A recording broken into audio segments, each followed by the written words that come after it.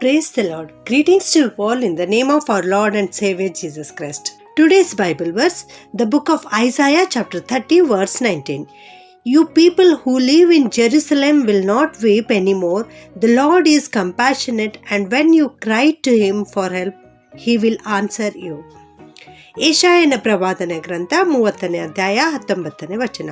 ಯೆರೂಸಲೇಮಿನಲ್ಲಿ ವಾಸಿಸುವ ಚಿಯೋನಿನ ಜನರೇ, ನೀವು ಇನ್ನು ಅಳುವುದೇ ಇಲ್ಲ. ನೀವು ಕೂಗಿಕೊಂಡ ಶಬ್ದವನ್ನು ಆತನು ಕೇಳಿ ನಿಮಗೆ ಕೃಪೆ ತೋರಿಸುವನು. ಕೇಳಿದ ಕೂಡಲೇ ನಿಮಗೆ ಸದುತ್ತರವನ್ನು ದಯಪಾಲಿಸುವನು. ಹೌದು, ಕಣ್ಣೀರಿನ ಹಾದಿ ಶಾಶ್ವತವಲ್ಲ. ಇನ್ನು ಮುಂದೆ ನೀವು ಅಳುವುದೇ ಇಲ್ಲ ಎಂಬುದಾಗಿ ಕರ್ತನು ಪ್ರೀತಿಯಿಂದ ಇವತ್ತು ನಿಮ್ಮನ್ನು ಸಂತೈಸುತ್ತಾ ಇದ್ದಾರೆ. ನಿಮ್ಮ ಜೀವಿತದಲ್ಲಿ ಶೋಧನೆಗಳು ಉಂಟಾಗಬಹುದು, ಕಣ್ಣೀರಿನ ಹಾದಿಯಲ್ಲಿ ಹಾದು ಹೋಗುವಂಥ ಪ್ರಸಂಗ ಬರಬಹುದು. ಆದರೆ ದೇವರು ಇವತ್ತು ನಿಮಗೆ ಹೇಳ್ತಾ ಇದ್ದಾರೆ, ನೀವು ಇನ್ನು ಮೇಲೆ ಅಳುವುದೇ ಇಲ್ಲ ಎಂಬುದಾಗಿ. ಹೌದು ನನ್ನ ಪ್ರಿಯ ದೇವಜನರೇ, ದೇವರು ನಿಮ್ಮ ಕೂಗನ್ನು ಕೇಳಿಸಿಕೊಂಡಿದ್ದಾರೆ. ನೀವು ಕರ್ತನಿಗೆ ಮೊರೆ ಇಡುವುದನ್ನು ಆತನು ಕೇಳಿಸಿಕೊಂಡಿದ್ದಾರೆ. ಆದುದರಿಂದ ನೀವು ಪ್ರಾರ್ಥನೆ ಮಾಡುತ್ತಿರುವಾಗಲೇ ಆತನು ನಿಮಗೆ ಕೃಪೆ ತೋರಿಸುವನು. ಕೇಳಿದ ಕೂಡಲೇ ನಿಮಗೆ ಸದುತ್ತರವನ್ನು ಕೊಡುವನು. ಕರ್ತನು ಖಂಡಿತವಾಗಿಯೂ ನಿಮ್ಮನ್ನು ಎಲ್ಲ ಸಂಕಟಗಳಿಂದ ವಿಮೋಚಿಸುವನು. ಕರ್ತನು ವಾಗ್ದಾನ ಮಾಡಿದ್ದಾರೆ, ಅದನ್ನು ನೆರವೇರಿಸುತ್ತಾರೆ. ನಿಮ್ಮ ಕಣ್ಣೀರನ್ನು ಒರೆಸಿ ಬಿಡುತ್ತಾರೆ. ನಿಮ್ಮ ಕಣ್ಣುಗಳು ಇವತ್ತು ಕರ್ತನಿಗೆ ನಂಬಿಕೆಯೊಂದಿಗೆ ದೃಷ್ಟಿಸಿ ನೋಡಲಿ. ನಿಮ್ಮ ಎಲ್ಲ ಸಮಸ್ಯೆಗಳು ನೀಗಿ ಹೋಗುತ್ತವೆ.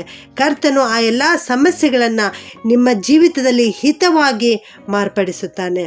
1 ಯೋಹಾನ 5:15 ಪ್ರಕಾರ ದೇವರು ನಿಮ್ಮ ಪ್ರಾರ್ಥನೆಗಳನ್ನು ಕೇಳಿಸಿಕೊಂಡಿದ್ದಾರೆ. ನೀವು ಪ್ರಾರ್ಥನೆ ಮಾಡುತ್ತಿರುವಂಥದ್ದನ್ನು ಆತನು ಕೇಳಿಸಿಕೊಂಡಿದ್ದಾರೆ. ಕಣ್ಣೀರಿನಿಂದ ಮೊರೆ ಇಡುತ್ತಿರುವುದನ್ನು ಆತನು ಕೇಳಿಸಿಕೊಂಡಿದ್ದಾರೆ. ನಿಮ್ಮ ಕಣ್ಣೀರು ವ್ಯರ್ಥವಾಗಿ ಹೋಗಿಲ್ಲ. ನಿಮ್ಮ ಕಣ್ಣೀರು ಆತನ ಬುದ್ದಲಿಯಲ್ಲಿ ಸೇರಿಕೊಂಡಿವೆ ಪ್ರಿಯರೇ.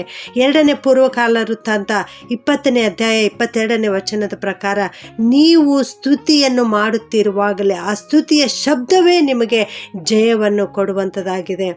ಯೆಶಾಯ 25:8 ನಾವು ನೋಡ್ತೇವೆ, ಕರ್ತನಾದ ಯೆಹೋವನು ತನ್ನ ಜನರ ಮುಖದಲ್ಲಿನ ಕಣ್ಣೀರನ್ನು ಒರೆಸಿ ಬಿಡುವನು, ತನ್ನ ಪ್ರಜೆಯ ಅವಮಾನವನ್ನು ಭೂಮಂಡಲದಿಂದಲೇ ತೊಲಗಿಸುವನು ಎಂಬುದಾಗಿ. ಹೌದು, ತನ್ನ ಜನರು ಕಣ್ಣೀರಿನಿಂದ ಇರುವಂಥದ್ದು, ತನ್ನ ಜನರ ಮುಖದ ಮೇಲೆ ಕಣ್ಣೀರು ಇರುವಂಥದ್ದು ದೇವರಿಗೆ ಇಷ್ಟವಿಲ್ಲ.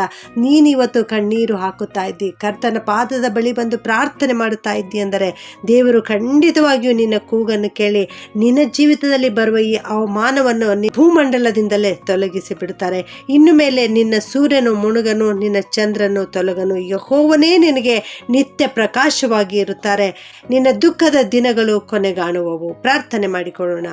ಪ್ರೀತಿಯ ಪರಲೋಕದ ತಂದೆಯಾದ ದೇವರೇ, ಯೇಸುವೇ, ನಿನ್ನ ನಾಮಕ್ಕೆ ಕೋಟಿ ಸ್ತೋತ್ರ ಸಲ್ಲಿಸುತ್ತೇವೆ. ದೇವ, ನೀವು ನಮ್ಮನ್ನು ಪ್ರೀತಿಸಿದ್ದೀರಿ, ಅದಕ್ಕಾಗಿ ಸ್ತೋತ್ರ. ಇನ್ನು ಮುಂದೆ ಅಳುವುದೇ ಇಲ್ಲ ಎನ್ನುವ ವಾಗ್ದಾನದ ವಾಕ್ಯವನ್ನು ನಮಗೆ ಕೊಟ್ಟಿದ್ದೀರಿ ತಂದೆಯೇ, ನಿನಗೆ ಸ್ತೋತ್ರಪ್ಪ. ನಾವು ಪ್ರಾರ್ಥನೆ ಮಾಡುತ್ತಿರುವಾಗ ಕೇಳಿದ ಕೂಡಲೇ ಸದುತ್ತರವನ್ನು ದಯಪಾಲಿಸುವೆನು ಎನ್ನುವ ವಾಗ್ದಾನದ ವಾಕ್ಯವನ್ನು ಇವತ್ತು ನಮಗೆ ಕಲಿಸಿಕೊಟ್ಟಿದ್ದೀರಿ ತಂದೆಯೇ, ನಿನಗೆ ಸ್ತೋತ್ರಪ್ಪ.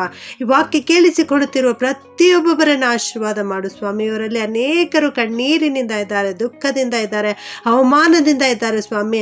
ಅವರೆಲ್ಲರನ್ನ ಕರುಣಿಸು ದೇವ. ನಿನ್ನ ಮಕ್ಕಳಾಗಿದ್ದಾರೆ ಕರ್ತನೆ. ಅವರು ಇವತ್ತು ನಿನ್ನ ಪಾದದಲ್ಲಿ ಬಂದು ಮೊರೆ ಇಡ್ತಾ ಇದ್ದಾರೆ ಕರ್ತನೆ. ಇನ್ನು ಮೇಲೆ ಅವರ ಮುಖದಲ್ಲಿ ಕಣ್ಣೀರೇ ಇರಲಾರದ ಹಾಗೆ ನೀನು ಆಶೀರ್ವದಿಸಬೇಕಾಗಿ, ಅವರ ಕಣ್ಣೀರನ್ನು ಒರೆಸಬೇಕಾಗಿ ಯೇಸುವೆ ನಿನ್ನ ನಾಮದಲ್ಲಿ ಪ್ರಾರ್ಥಿಸ್ತೇನೆ ತಂದೆಯೇ. ಆಮೆನ್.